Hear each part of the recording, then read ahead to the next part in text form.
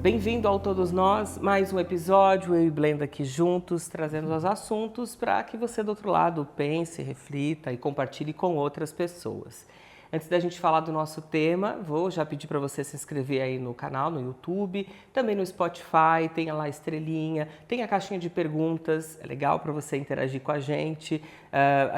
Você pode fazer um comentário ali do que você está ouvindo, às vezes compartilhar alguma coisa e até trazer sugestões para que a gente possa aproveitar esse espaço aqui, porque faz sentido, porque está você do outro lado vendo ou ouvindo a gente. E o assunto de hoje, eu vou começar com uma frase. O suicídio é um ato definitivo para um problema temporário. Essa frase é do psicólogo clínico americano Schneidman, pai da suicidologia. E para falar sobre essas questões que permeiam a vida, como acolher e direcionar as pessoas, promover de fato a vida, a gente recebe aqui hoje Lidiane Mello, ela que é suicidologista, trabalha com prevenção e pós-venção ao suicídio, especialista em acolhimento e comportamento humano, mestre em ciências da saúde e palestrante. Eu esqueci alguma coisa? Não, tá tudo certo? Tá certo. Tudo certo, Lidiane. Acho que só um detalhe que é importante é que eu sou enfermeira. Ah, então vamos colocar, porque isso faz toda a diferença e hoje é também parte do seu trabalho aí, né? É isso mesmo. É um prazer estar aqui com vocês. Muito obrigada, Lidiane, o prazer é nosso. Lidiane, conta um pouquinho para a gente como que é o trabalho, como que é a suicidologia, como é que se trabalha, o que se faz, como é que é a formação. Tá, aqui no Brasil nós temos um instituto, que é o Instituto Forte. Começamos pela Universidade de São Caetano do Sul e se transformou hoje no Instituto Forte, que possui essa especialidade, que é coordenada pela Karina Okajima Fukumitsu, que é a coordenadora dessa pós-graduação. A primeira turma iniciou em 2019, então no Brasil é recente, e é a única pós-graduação em suicidologia no Brasil. Então hoje nós já estamos na 5ª turma de formação e é um trabalho de toda uma sociedade, é um trabalho de prevenção à vida, de cuidado com a vida, de acolhimento ao sofrimento humano. Então, o trabalho do suicidologista, ele não está designado a nenhuma categoria profissional específica. Tanto eu sou enfermeira, nessa pós-graduação nós temos advogados, assistente social, professores, jornalistas, tem médicos, claro, muitos psicólogos e profissionais de todas as formações de graduação são possíveis ser um suicidologista. É possível porque o trabalho é atuar em estratégias de promoção à saúde existencial, que também é um termo que a Karina Okajima Fukumitsu trabalha bastante, como a gente brinca que o Schneidman é o pai da suicidologia e a Karina é a mãe.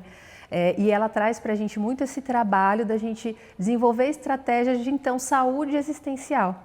Já que a gente pode estar em algum momento da vida num processo de morrência ou num processo de sofrimento existencial, o trabalho do suicidologista é apoiar pessoas, instituições e estratégias para que a gente encontre o caminho da saúde existencial.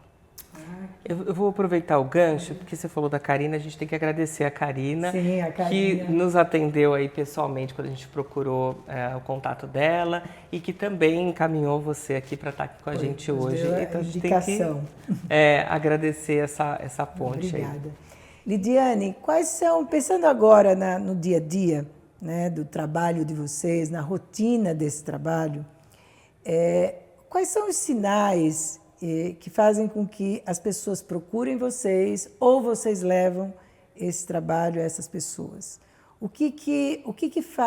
Como é que acontece essa ponte entre um suicidologista e a família ou a pessoa que está em sofrimento existencial? Em geral, a gente vai trabalhar com algumas frentes diferentes. Então, existe a pessoa que está em sofrimento existencial e aí ou ela própria ou outros profissionais encaminham para um suicidologista porque ela apresenta um comportamento autodestrutivo ou a ideação ou até o planejamento e o desejo de morrer por suicídio, da própria morte.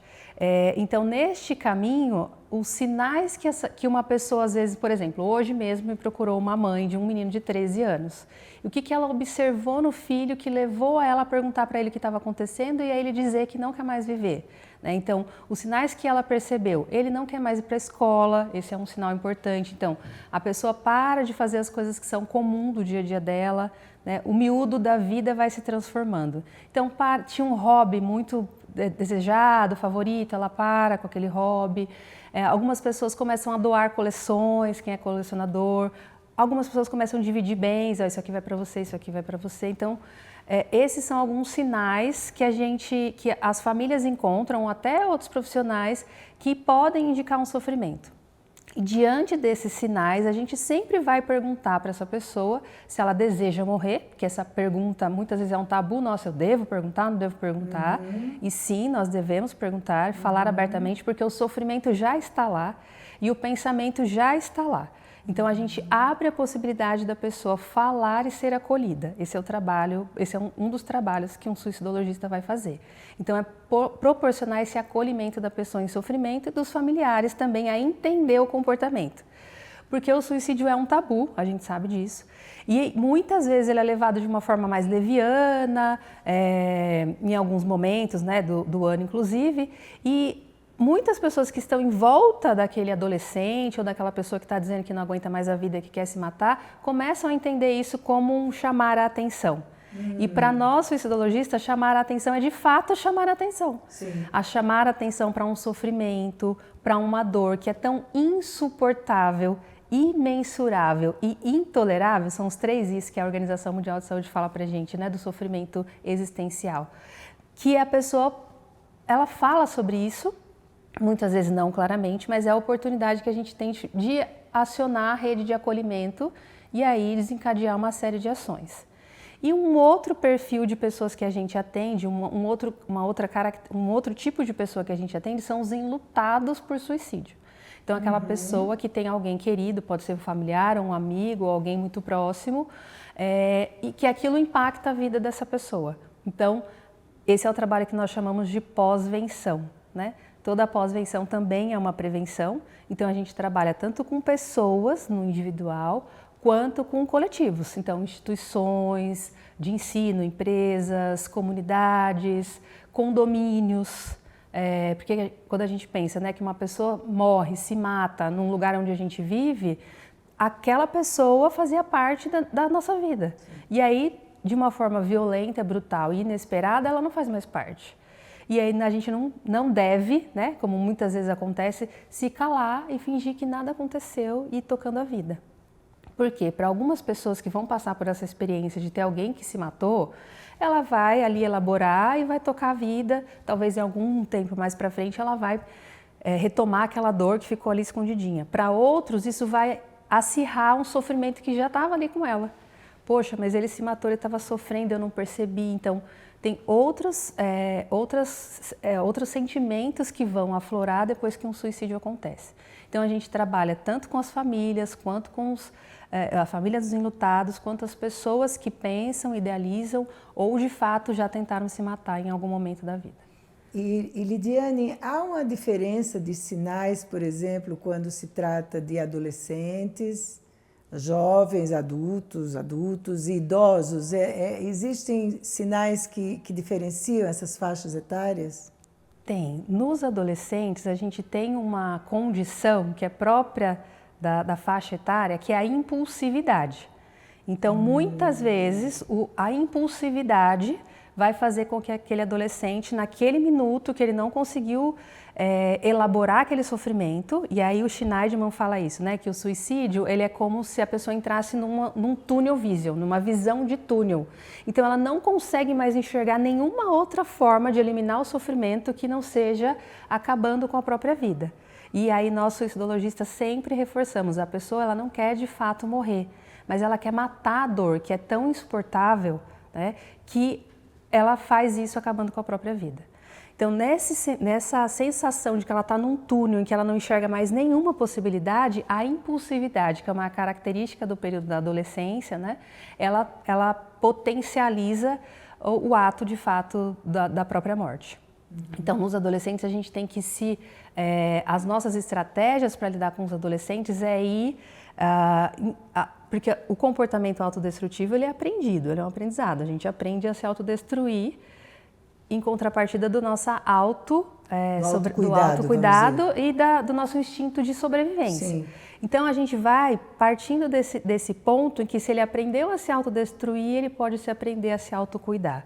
E a gente vai trabalhando com essas capacidades ou habilidades de lidar com o sofrimento, com a resiliência, com a paciência, com a repetição de comportamentos saudáveis, né? Até as pessoas que se autolesionam têm um comportamento repetitivo, né? E então a gente vai fazendo o mesmo trabalho com esses adolescentes do comportamento repetitivo do autocuidado, da resiliência, do autoconhecimento.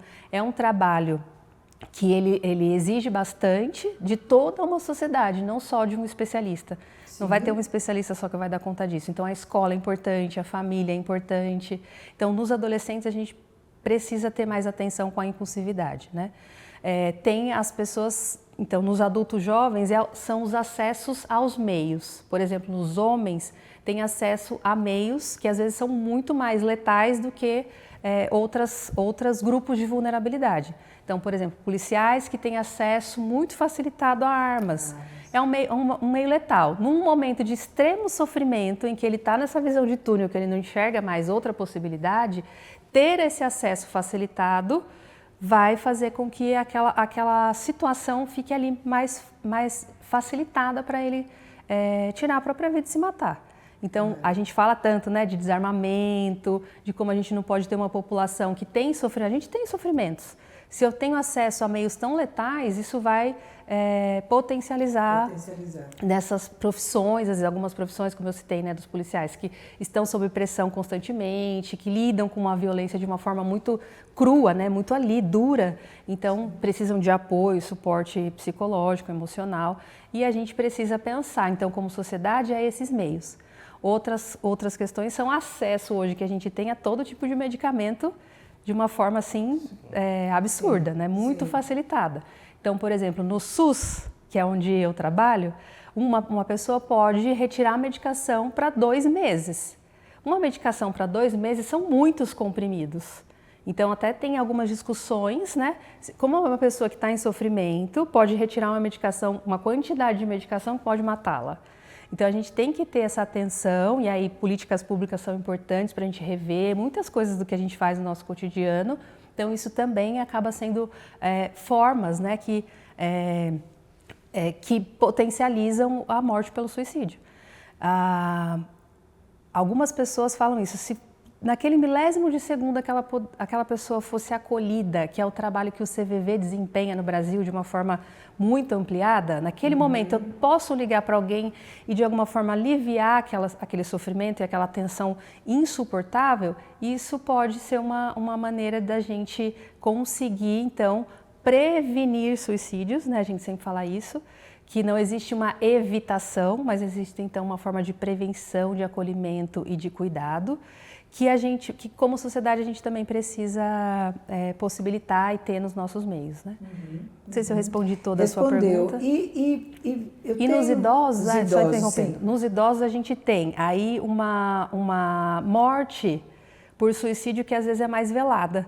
Então, eu, por exemplo, né, de novo, trabalho no SUS e tenho muitos idosos sobre a minha responsabilidade. Muitos começam a usar uma dosagem de uma medicação que não foi a prescrita.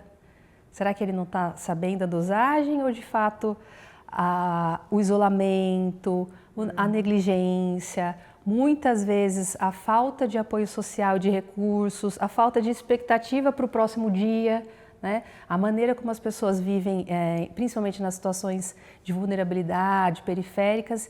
Então, será que se eu tomar um pouquinho mais dessa insulina, isso vai aliviar meu sofrimento que está tão intenso? Então, nos idosos a gente tem um pouco mais velado, mas também é uma população que tem aumentado cada vez mais, até justamente pelas questões que eu trouxe aqui, né? Questões sociais, questões de expectativa mesmo social, qual é a função do idoso na sociedade. Sim.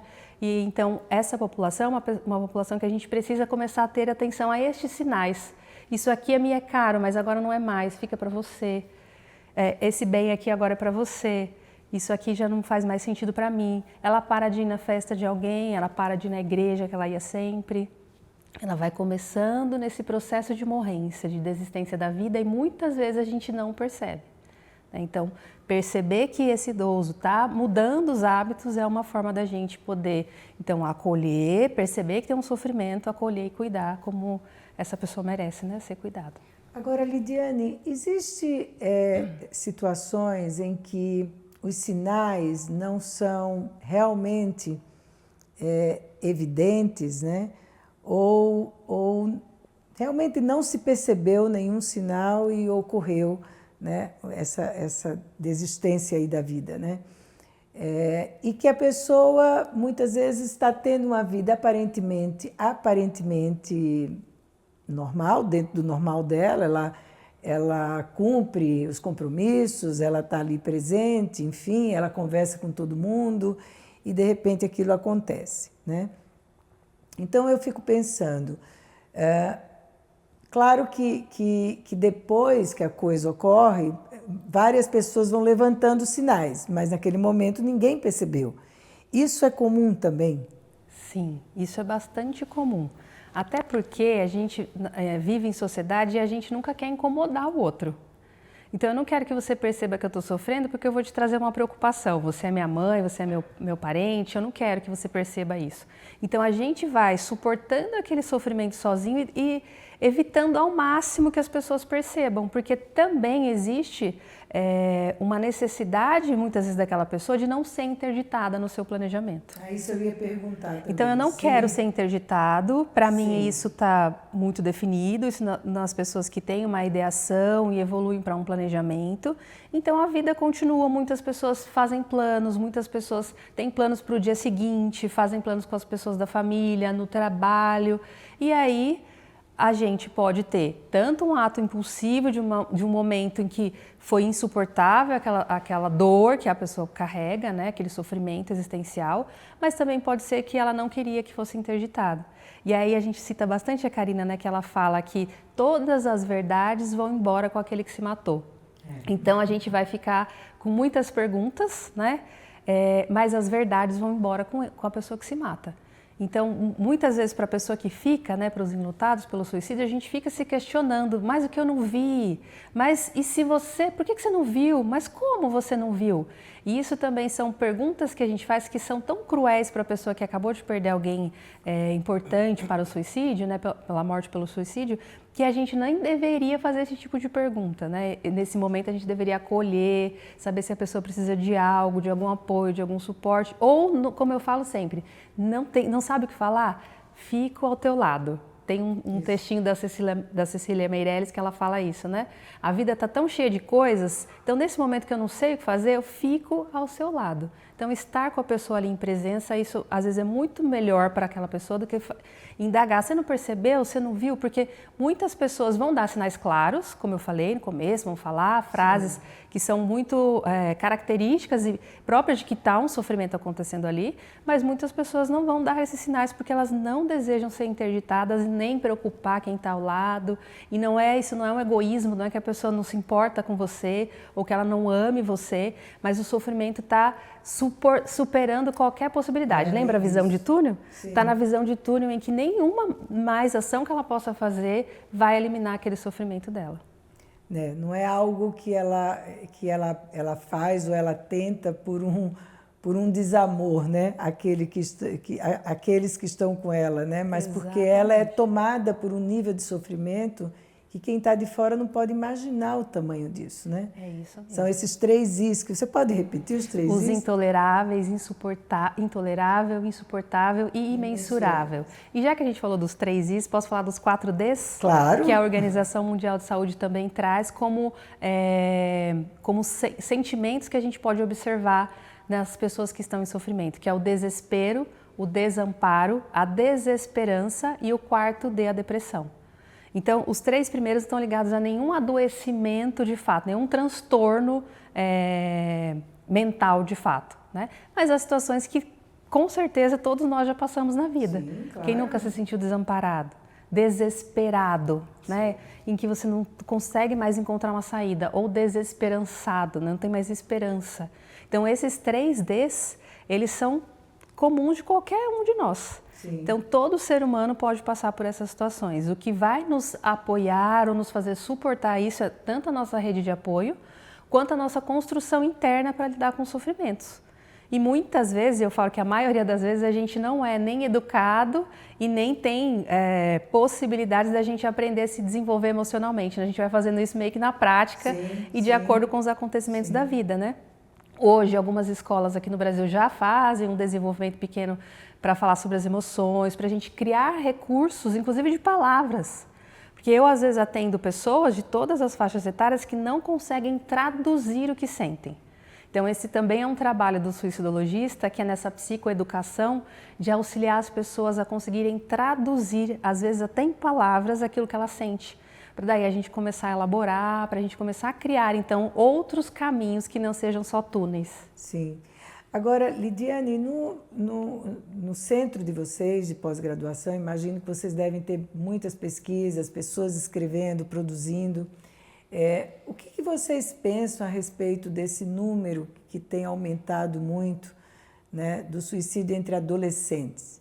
Que parece, eu não sei qual é a estatística comparando o Brasil com outros países, mas é um número que tem surpreendido, não? Sim, é um número expressivo que deixa a gente sempre muito sensibilizado com isso. Então, muitos dos suicidologistas se debruçam especialmente à adolescência, na infância e adolescência.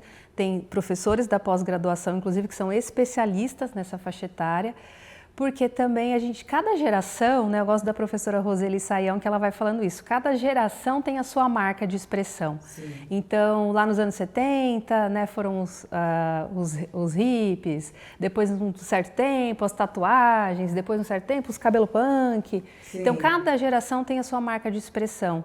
E a gente precisa estar atento às gerações que estão aqui agora vivendo sob a pressão, sobre todas as pressões sociais. O que impacta a vida emocional e mental dos nossos adolescentes hoje?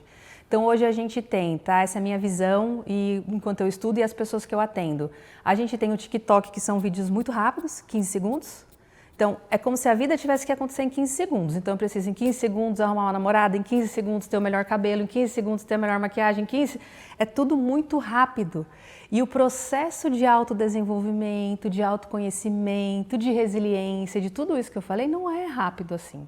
Então, a gente, por um lado, expõe os adolescentes a uma carga absurda, né, de horas nas redes sociais, né? E a gente tem o bullying, o cyberbullying, né? Então, como a gente vê em algumas situações de exposição entre os próprios adolescentes.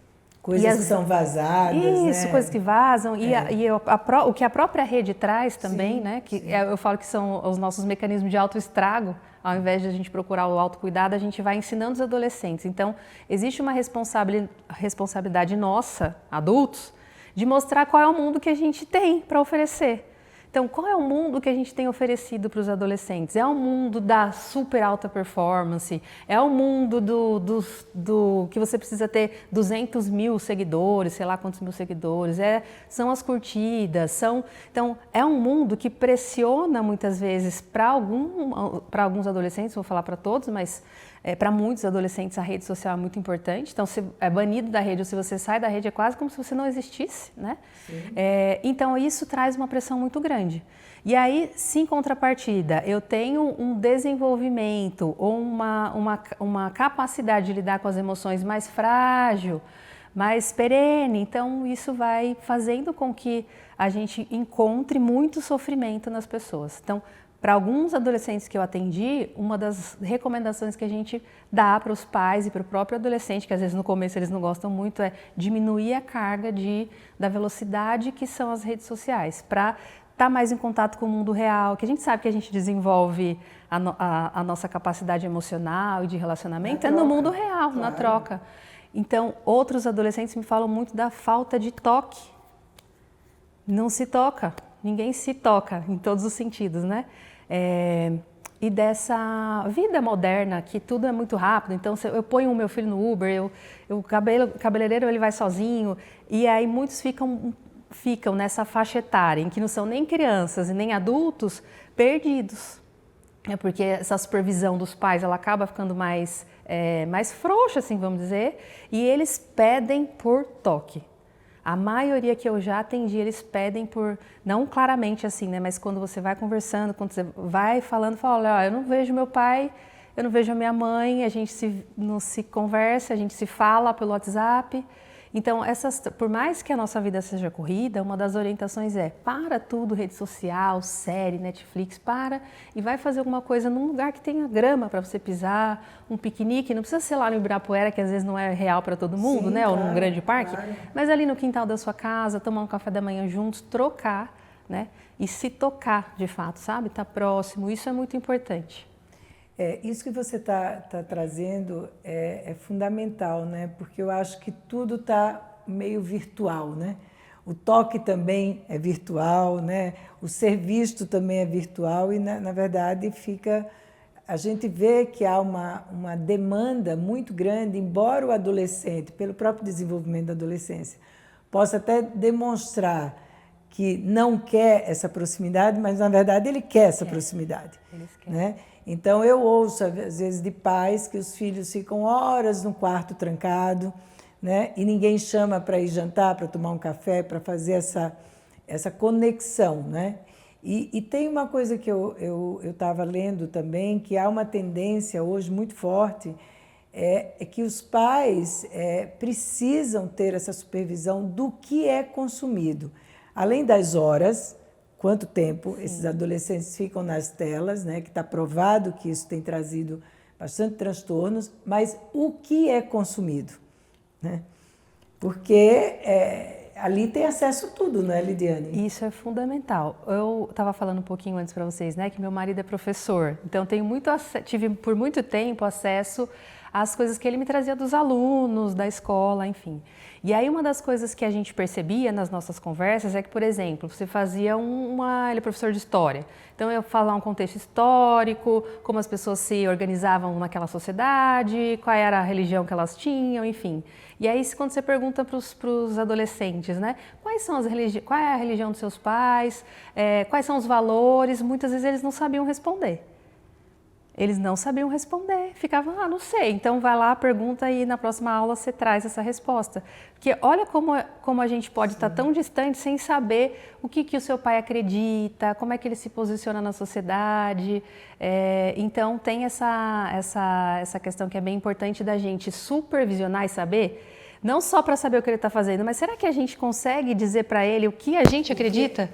O que é o nosso valor? Então, esse momento de estar junto, né, esse momento de supervisionar, também é um momento da gente falar, olha, você gosta disso? A mamãe gosta, eu tenho uma filha de 8 anos, né? Então, às vezes ela vê algumas coisas e fala, mas você está gostando de ver isso? Porque a mamãe talvez não goste muito. Olha isso aqui, esse detalhezinho. E aí ela fala, é verdade, eu não tinha percebido isso. E aí permitir que ela também crie as próprias reflexões, né, sobre o que ela vê e vai se desenvolvendo a autonomia, porque vai chegar uma hora em que eu não vou mais ter vamos dizer assim, esse controle, né? Hoje ela tem 8 anos, eu controlo muito. Mas vai ter um momento em que ela vai ter, então, como um adolescente, um pouco mais de autonomia. Mas se ele sabe quais são os seus valores, se ele consegue se reconhecer nos valores da família, ou não, mesmo que rompa, mas se ele tem claro isso, né, ainda mesmo que não tão arraigado como um adulto, quais são os valores, o que acredita, como é a interação com os outros seres humanos, como ele se porta em sociedade. Então ele vai percebendo que aquele conteúdo ali não é para ele. E ele vai conseguindo fazer escolhas. O que a gente tem hoje é uma facilidade de seguir pessoas pop, né? Os pops, os youtubers super famosos. E aí eles vão seguindo mesmo sem ter nenhuma conexão com aquela pessoa, porque está todo mundo seguindo, então também vou seguindo. Então acho que o desenvolvimento dos pais, não só na supervisão, mas nessa troca do que é valor, ou de discutir, olha, mas isso aqui eu vejo isso, eu penso assim, e você? Né? Acho que essa maneira da gente supervisionar, ela com certeza ajuda o adolescente nesse autodesenvolvimento e autoconhecimento. Eu acho que você apontou uma coisa importante, porque não é a supervisão pela supervisão. Isso. É a supervisão que, na verdade, você ali estabelece conversas, você ensina, inclusive, como é consumir, porque a gente sabe que as redes sociais não vão desaparecer, elas estão aí. uma hora eles vão ter essa autonomia, Isso. né? Então, isso faz parte também do autocuidado, né? O que você consome em todos os sentidos, quer dizer, os amigos que você tem, como é que você se relaciona na escola, tudo isso, quer dizer, essa conversa é exatamente onde há a possibilidade de conexão, e se há possibilidade de conexão, você pode ficar atenta aos sinais. Se seu filho está mais triste, está mais alegre, ou está mais em dúvida, quer dizer, sem isso fica difícil você também detectar os sinais, né? Exatamente. Do que está acontecendo com ele. Isso que você falou me lembrou de algumas situações, não poucas, em que um pai vem pedindo socorro, meu filho está falando algumas coisas, ou se cortou, que foi, né, teve um momento que isso foi muito mais, aconteceu muito mais vezes, pelo menos no meu mundo, né? E na suicidologia como toda a gente percebia isso. E aí quando a gente ia conversar com os pais, falando do que seu filho gosta, o que ele faz, o que ele lê, o que ele assiste. E muitas vezes os pais não sabem. E isso não estou falando isso de uma forma julgadora, né? Porque a gente tem uma vida que esmaga a gente às vezes, né? Mas é para a gente ter um olhar, então, da gente criar essas possibilidades dentro do relacionamento familiar. Eu fiz em algum momento uma aula chamada O Estranho do Quarto ao Lado. Foi a minha aula mais acessada, comprada, divulgada, porque era justamente, você falou isso, né, do filho que está no quarto, mas ele é um estranho para a família. Então ele era uma criança que fazia tudo com você e aí ele começa a ter um novo mundo que é próprio do adolescente, descobrir os seus lugares, suas preferências, sua vida e romper um pouco com a família, com os pais, para depois lá na frente, né, ver o que faz sentido e o que não faz. Mas aí ele fica quase como um inquilino dentro da casa, né? Isso. Alguns pais falavam isso, o meu inquilino já chegou, porque ele come, mas só não paga aluguel, né? Então, para a gente poder fazer esse trabalho psicoeducativo, que é responsabilidade também das famílias, não só, né? A gente precisa estar perto. E aí, estar perto implica isso, em eu mostrar meus valores, não os proibir, né? Porque às vezes a gente quer uma pílula mágica. Eu, né, como sou enfermeira e trabalho com todos os ciclos de vida, às vezes, mas então eu faço o quê? Eu proíbo tudo? Eu tiro o celular dele? E não é nem 8, nem 80, que é uma outra característica, muitas vezes, da pessoa que tem um comportamento autodestrutivo, de ficar muito preso e muito rígido nos extremos. Então a gente vai procurando os caminhos do meio, um pouquinho mais para cá, um pouquinho mais para lá, o que fica bom para você, o que fica bom para o seu filho. Eu trabalho bastante com a comunicação compassiva, então vou ensinando essa relação compassiva daquilo que é ecológico, né? Tem que ser bom para mim, tem que ser bom para você, tem que ser bom para o ambiente. Então a gente vai procurando esse caminho, que nem sempre é mágico e rápido, como um vídeo do TikTok com uma dica que, né, vai resolver a sua vida. Sim. Mas é um processo. E essa questão do celular, né, não é só para os jovens, né? Para os adultos, eu acho que isso que piora ainda mais a coisa, né? Sim. Porque às vezes você não está trabalhando, mas você está ali e você não olha ao lado, né? E uma outra coisa que me chama muito a atenção, e compartilhei isso com a Blenda recentemente, às vezes você vê um caso que você fica atento, você fala, isso aqui tá fora do controle, e aí às vezes você vai compartilhar com a família ou com a pessoa que conhece aquela outra pessoa, e fica um sentimento de assim, imagina, isso não vai acontecer. E eu não sei, acho que você pode responder isso pra gente, mas parece que todo mundo sente isso até que acontece. Tem esse comportamento que acontece às vezes dentro da própria família. Então, às vezes uma pessoa da família vem, procura ajuda, e aí eu gosto geralmente, né, como eu não sou psicoterapeuta, não faço psicoterapia, mas eu faço um trabalho educativo, de acolhimento, de conversar com todas as pessoas da família. E tem sempre alguém que fala, não quero falar sobre isso, porque isso não existe, isso não é real. E existe um sofrimento real ali. Se a gente não encara, tem um professor, José Bertolodi, que fala que a gente precisa encarar, da Unesp de Botucatu, que fala a gente precisa encarar o nosso não saber. Então, quando eu não sei, eu me aproximo para saber o que está acontecendo, e aí a gente precisa se despir de algumas crenças, de algumas formas como nós aprendemos que é o sofrimento ou comportamento. Então, tem algumas coisas que são geracionais, eu sempre lido com esses conflitos geracionais, e aí, de novo, a gente vai tentando, na comunicação compassiva e na relação, ajustando isso e afinando para aquilo que eu chamei de ecológico, né? Bom para mim, para o outro e para o ambiente. Mas tem sim às vezes uma reação de que não, comigo não, isso nunca vai acontecer. Inclusive, em todos os casos em que a gente trabalha com enlutado, a pessoa fala, não, eu nunca imaginei que isso fosse acontecer. Porque não é algo que está na nossa cabeça, não é algo que é alguém que eu amo, que eu conheço, que está aqui comigo, fazendo coisas comigo, que de repente essa pessoa vai tirar a própria vida, né? Vai se matar e normalmente a morte, elas são violentas, né? Então a pessoa fala, mas como? Isso não é possível, não é algo que a gente imagina que vai acontecer. Então quando a gente não conhece algo, a primeira reação é fugir, né? A gente tem sempre aquela reação de fugir, de não, e se eu colocar debaixo do tapete isso aqui, vai passar. Não, isso é fase, isso é muito comum em das pessoas do casal, quando tem um filho adolescente, não, isso é uma fase, vai passar. E o sofrimento está intenso, está ali escancarado, e aí a gente vai se apoiando naquela pessoa que pode suportar que está acontecendo um sofrimento. Até que as outras pessoas da família consigam apoiar, a gente vai procurando as pessoas que estão mais sensíveis a esse cuidado. Porque não é incomum a gente encontrar esse tipo de situação. Não, isso é frescura, isso não está acontecendo, isso daí é preguiça. Vem o julgamento mesmo, sempre, né? O julgamento. O que só piora a situação de quem está em sofrimento. Exatamente. Né? Tem alguém dizendo para mim o que eu estou sentindo e essa pessoa nem sabe. E está reafirmando que não é nada. Não está validando, então, exatamente. Né? A gente invalida e minimiza o sofrimento do outro. Então, a primeira coisa que a gente vai aprendendo na suicidologia é sair do julgamento para a postura de acolhimento.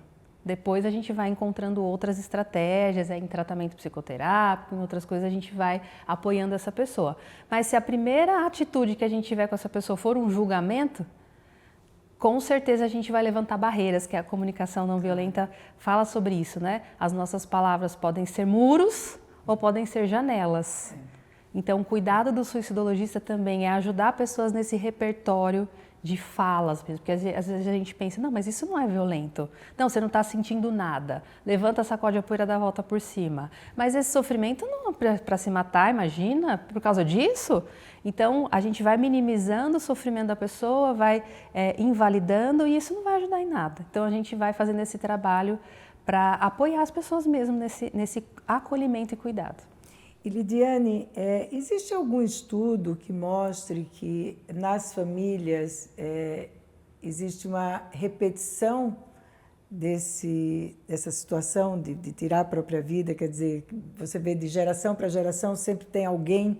Existe algum estudo que mostra que há uma repetição dentro da linhagem familiar? Então, não diria específico da linhagem familiar, mas existem sim estudos que mostram que lembra que eu falei que o comportamento autodestrutivo ele é aprendido? Sim. Então, se o repertório familiar, né, então pode ser familiar, mas ele pode ser institucional, por isso que eu falei não só familiar. Se o repertório daquela pessoa, daquele ambiente, existe alguém que lidou com o sofrimento se matando, aquilo acaba virando uma possibilidade e aí a gente vai repetindo comportamentos. Então, existem sim estudos que mostram isso e não que isso é uma condição hereditária, mas uma condição de lidar, a maneira como a pessoa lida com o seu sofrimento. Então, se eu lido com um sofrimento, quando eu vejo uma barata, eu grito, meu filho de 2 anos, quando vê uma barata, ele vai gritar. Então, estou falando um exemplo bem pequenininho, mas quando a gente vai lidar com as dores complexas da vida, da alma, se eu vejo as pessoas que vieram antes de mim lidando de uma determinada forma, aquele comportamento fica aprendido ali. Então a gente tem sim estudos que mostram essa repetição. Por isso que a pós-venção, que é cuidados enlutados, é a gente então possibilitar que essas pessoas, famílias ou pessoas de uma instituição tenham outros comportamentos para lidar com os seus sofrimentos, que não sendo a morte, né, por suicídio. E sim, faz sentido isso que você fala. Então, a gente vai, como é que a gente pode aprender a se autocuidar, já que a gente aprendeu a se autodestruir, né? E eu queria chegar nisso, no trabalho da pós-venção, né, que vocês fazem e que a gente conversou aqui, né, longe das câmeras, a gente estava falando sobre como esse trabalho tem um resultado tão importante e as modificações que vocês vão encontrando. Inclusive, acho que vocês participaram, né, daquele documentário Para os que Ficam, que é um documentário que eu sugiro que vocês assistam, acho que está no Globoplay, né? Então, e ali tem história de algumas pessoas e como elas saem desse sofrimento, como é que elas ressignificam, a gente pode falar essa palavra? ressignifica o sofrimento? Acho que podemos sim usar. Para algumas pessoas essa palavra vai fazer muito sentido. Para outras pessoas vai ser construído e não vai ressignificar nada, vai criar uma nova, não vai elaborar aquilo que já passou, mas ela vai, porque a gente sempre fala isso também, ninguém é igual depois que um suicídio acontece. Ninguém é a mesma pessoa. Então, não é que você vai ressignificar uma vida inteira, mas você vai ser uma nova vida a partir daquela ausência que aquela pessoa querida, amada e importante vai trazer para você. Mas a palavra ressignificar faz sentido para muita gente. E o trabalho da pós-venção é justamente apoiar as pessoas que ficaram com essa dor tremenda, de novo, olha só, insuportável, imensurável, muitas vezes intolerável, que é você acordar no dia seguinte e aquela pessoa não está mais ali, com você de uma forma inesperada e muitas vezes violenta, que é violenta de todas as formas, porque quem já teve uma pessoa que se matou ou conhece alguém que passou por isso sabe, entra policiais, tem todo um inquérito, tem toda uma questão de invasão, né? Tem muita curiosidade, então a gente até pede cuidado para jamais postar fotos, jamais julgar aquilo que a gente não viu, não divulgar vídeos, porque tem sempre alguém que está enlutado por aquela pessoa. Então, como respeito pelas famílias que ficam, a gente evitar esse tipo de divulgação, ou de julgamentos, ou de falar de casos específicos. Mas o trabalho da pós-venção é justamente para apoiar as pessoas nesse caminho da construção de quem ela vai ser depois que um suicídio acontece. Como é que ela pode, que pessoa ela vai ser, que família elas vão ser. E a gente vai trabalhando sempre na possibilidade de chegar, até a Karina tem um livro, né, na outra margem. Então você está numa margem completamente desconhecida, você nunca passou por aquilo e você vai fazer uma travessia, que é a do luto. E é um luto específico porque ele traz, diferente de um luto por um acidente, diferente de um luto por uma doença grave. Ele traz a questão da pessoa que tirou a própria vida. Então traz muita culpa, muita vergonha, tem muito julgamento, que é aquilo que eu comecei a falar, mas você não viu, você não percebeu, como assim? Né? E a gente sempre fala isso, se a gente tivesse uma bola de cristal para adivinhar que no dia seguinte aquela pessoa que você mais ama vai se matar, a gente faria tudo diferente, a gente não saía de casa, a gente ficava com ela, a gente grudava no pé, grudava na mão, fazia tudo o que a gente pudesse fazer. Mas felizmente ou infelizmente a gente não tem essa bola de cristal. Porque se a gente tivesse também, a gente ia viver sempre sob essa prerrogativa do nossa, eu preciso adivinhar o que vai acontecer amanhã, né? Então a gente vai vivendo a nossa vida sem controlar e essa necessidade do controle, a gente vai criando ela ao longo da vida, né? De controlar as situações, e a gente não tem o controle sobre a vida do outro, sobre o que o outro sente e nem sobre o ato do suicídio que é único e exclusivo da pessoa que se mata. Assim como as verdades vão, o ato é único e exclusivo dela e essa pessoa, a gente vai ajudando os enlutados porque ela não se define pelo seu último ato, que é o ato definitivo para um problema temporário. A vida dessa pessoa não é definida por como ela morreu, claro, mas sobre como ela viveu. E é isso que a gente vai apoiando as famílias e as pessoas a voltarem a enxergar. Quem foi essa pessoa, honrar essa pessoa, viver por ela muitas vezes. Tem muitas pessoas que vão continuando a vida e a gente fala só respira e continua. Inclusive por honrar aquela vida, né? Por tudo que aquela pessoa significou, significa, porque ela morre fisicamente, independente daquilo que a gente possa acreditar de maneira espiritual ou religiosa, mas ela é parte nossa, né? Então, enquanto a gente vive, aquela pessoa também é parte da nossa história, das nossas memórias, dos nossos pensamentos, sentimentos. Então, o trabalho, por exemplo, do Grupo Transformador em Amor, que eu estava comentando com vocês, né, que eu sou voluntária, é nesse sentido, em apoiar as famílias para receber acolhimento sem julgamentos, estar num grupo onde outras pessoas entendem de fato o que aquela pessoa sente, né? Então são grupos somente um grupo somente para enlutados por suicídio, e aí sim ela vai ressignificando a sua própria história e reconstruindo quem ela vai ser a partir daquele evento. E até provavelmente descobrindo coisas, né? Sobre ela própria e sobre a pessoa que se foi, que ela talvez nem imaginava, né? Exatamente. Nesse momento. A gente tem muitos relatos assim da pessoa se descobrindo outras habilidades, outras formas de ver a vida, porque é isso, a gente vai precisar ter outras formas de olhar, porque aquela vida lá não é mais a mesma, né? Então, muitas pessoas vão fazendo isso e vão criando e se apoiando, a gente vai se apoiando ali, para que ela consiga criar, para ela consiga construir e chegar numa margem que não é a margem que eu defino ou que você define, é a margem possível para ela.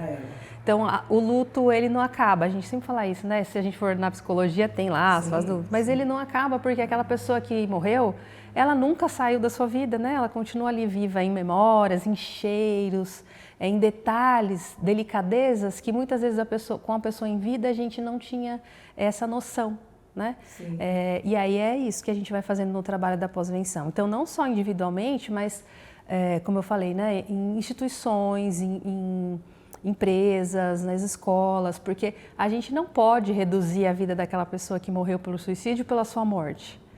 E também a gente não pode calar aquilo que a gente sente depois quando a gente lida com uma morte por suicídio. Então, falar, né, a gente poder falar sobre aquilo, poder discutir, fazer perguntas, vou ter todas as respostas, a gente poder conversar sobre isso, seja na família ou em qualquer cenário que for, isso vai trazer para a gente, isso é um acolhimento. E isso é a prevenção dos próximos, né? Porque se eu fico com aquela dor ali, se eu não sei falar sobre aquilo, parece que muitas vezes as pessoas têm dificuldade, por exemplo, eu que já fiz pós-venção em várias situações, de saber o que faz, por exemplo, com a mesa que a pessoa usava. O que eu vou fazer com essa mesa? Que essa mesa era dela. Aqui é o computador dela, a mesa dela, é aqui que ela senta todo dia. O que eu vou fazer com essa mesa? E aí um chefe perguntar isso para mim, o que eu faço com a mesa? Eu falei, então agora a gente vai fazer o seguinte, todos os colegas podem decidir o que vão fazer com a mesa, porque precisa começar a fazer sentido todas as ações que a gente vai fazendo. Então, também, de novo, não é uma fórmula mágica, né, desse gerenciamento da crise que se instala ali quando uma pessoa morre, mas são as formas possíveis da gente suportar a ausência daquela pessoa. Então, tem gente que vai te retirar a mesa, vai doar a mesa, tem gente que vai só dar um novo formato para a mesa e vai ser de uma outra pessoa. Não, eu quero assumir esse lugar agora, eu quero ficar aqui onde ele ficava.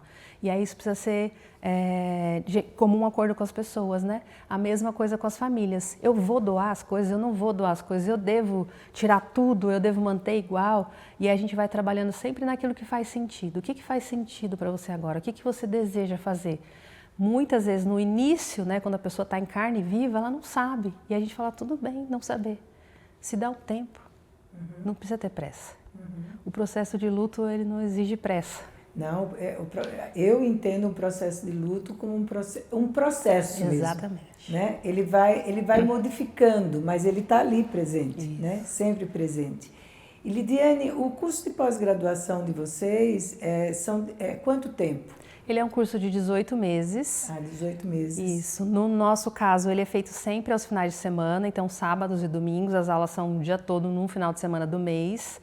E aí nós vamos tendo todas as disciplinas, vamos dizer assim, com todos os comportamentos, com todos os grupos de vulnerabilidade, com toda... aí sim, né, a gente vai falar o perfil... a gente vai estudar perfil epidemiológico, a gente vai estudar todos os grupos de vulnerabilidade, a gente vai estudar doenças crônicas, doenças que não tem prognóstico, né? Um prognóstico não é de cura, doenças raras, a gente vai estudar todas as políticas sociais, a gente vai estudar todas essas questões que a gente já sabe, que como o suicídio não é definido por uma única situação, ele é sempre multifatorial, então todas as disciplinas têm diversos especialistas que a gente vai então entendendo todo um processo, né? Então, algumas pessoas perguntaram para mim quando eu comecei a fazer o curso, nossa, você vai estudar suicídio? Eu falei, não, eu vou estudar a vida. Então, o trabalho, a pós-graduação eu falo que todo mundo deveria poder, né, ter acesso e fazer, porque a gente fala lá sobre vida, sobre possibilidade de vida, de compromisso com a vida, né, e de valorização, né, sem ser uma coisa leviana, como é que a gente acolhe a vida e cuida da vida.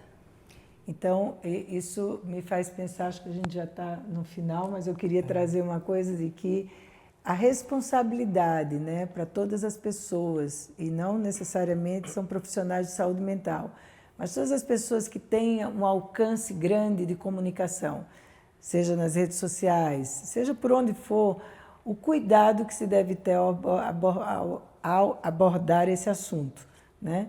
Porque o jeito de abordar, a forma como abordar isso faz uma diferença muito grande. Porque acho que o melhor jeito da gente abordar é em promoção da vida, né?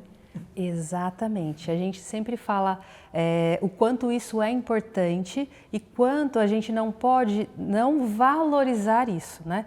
Esse cuidado com as palavras, o cuidado como as pessoas vão ser impactadas com aquilo que eu divulgo, Sim. posto, enfim. Então, se eu sou uma pessoa que tem um alcance grande e eu quero de fato atuar para a valorização da vida, para a prevenção ao suicídio, eu preciso ter alguns cuidados. Então, eu preciso usar de frases que não sejam julgadoras, eu preciso usar de maneiras de expressar que não vão trazer mais sofrimento para um enlutado, por exemplo. Eu preciso usar termos, eu preciso ter esse cuidado mesmo, acho que a palavra é cuidado. Com a maneira como eu falo, não que falar sobre o suicídio tem a gente falou um pouquinho por alto sobre isso, né? Vamos falar sobre o suicídio, vamos ter mais suicídio, não é isso. Mas como eu falo sobre isso? Então a gente não está falando sobre mortes, nem divulgando fotos, nem divulgando métodos, não é isso. A gente está falando sobre formas de vida. Então a gente vai poder falar abertamente sobre como adquirir psicoeducação, como falar sobre as emoções, o quanto é importante a gente construir redes de apoio, identificar pontos fortes que sejam rede. Porque muitas vezes a gente subestima uma comunidade, mas tem pessoas ali que são acolhedores natos. Sim, então, sim. Essa identificação ou a formação de grupos que possam acolher, que possam ser referências, isso é importante. Então, se eu desejo muito, sou um influenciador, quero muito valorização da vida e prevenção ao suicídio, vou procurar pessoas, né, ou organizações que já fazem isso. E aí vão saber me ajudar como falar, como postar, como divulgar ações que promovam a saúde existencial. Muito bom. E Diane, bom, você tem mais alguma pergunta? Não, eu acho que a gente conseguiu, dentro do nosso tempo, colocar essas questões todas.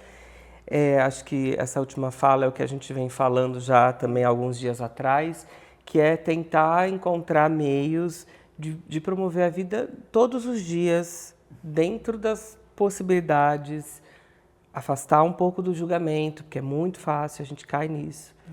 E tentar aos poucos olhar, ouvir, acolher. Não precisa de muito, né? Porque aí chega setembro, tá todo mundo querendo salvar todo mundo, né? Aí acabou, virou o mês, ninguém lembra do assunto, né? Então é tentar realmente buscar e saber que isso é o dia a dia, né? É um acúmulo de coisas que a gente vai vivendo que ou vão nos dar força para passar algum desafio ou vão tirar essa força da gente, né? Então, se a gente pensar nessa continuidade, a gente consegue promover a vida todos os dias, não só uma vez por mês, né? Aliás, não só mês no ano.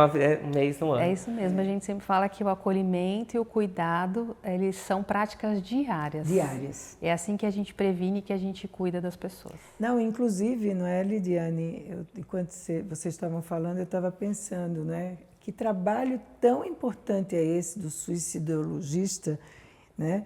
Inclusive para pessoas que estão passando por momentos, às vezes, de uma doença, né? Que é uma doença rara, ou que é uma doença que tem muito